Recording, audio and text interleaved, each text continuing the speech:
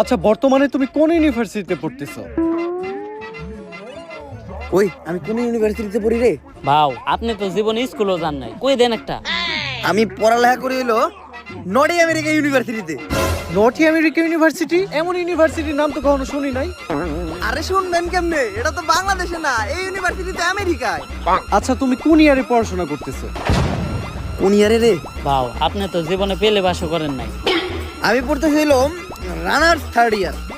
Runners আবার কি? I think ওটা অনার্স থার্ড ইয়ার হবে। হ্যাঁ ঠিকই ধরতেন, আমি আসলে দেখলাম যে আপনি শিক্ষিত নাকি। আচ্ছা তুমি কোন সাবজেক্ট নিয়ে পড়তেছো? আমি তো পড়তেছি সায়েন্স নিয়ে। ও মাই গড, সায়েন্স!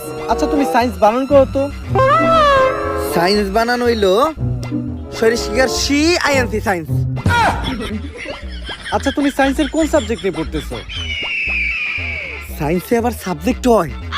আসলে আমি তেমন একটা কলেজে যাই না, তো এই পড়ালেখা তেমন একটা করি না, শুধু যাই পরীক্ষাই দেই।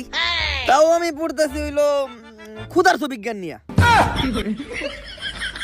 এই পড়ালেখার প্রশ্ন বাদ দেন তো। চেয়ারম্যান সাহেব, গ্রামে তো হাসপাতাল নেই। কোন গ্রামে হাসপাতাল নাই? ওই গ্রামের চেয়ারম্যানের নাম কও, আর পাখি দেখাই অতি আকালি করার ব্যবস্থা করতে হোক মাস লাগে। হ্যাঁ এই গ্রামেই তো।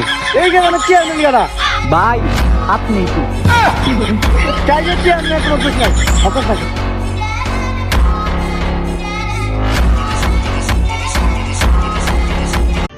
আহা নানি, নানি কত সুন্দর অভিনয় করে রে। অভিনয়ের জন্য আমার নানি সেরা রে। কি হইছে না পুরা সাকিব খানের মতো?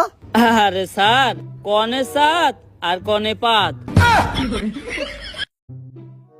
হন, ইফতারের পর নামাজ পড়া বউরে বুকে জড়ায় শুয়ে থাকলে সারাদিনের ক্লান্তি দূর হয়ে যায়। তাতে তুই খুশি আজকে? তোর কি বউ আছে?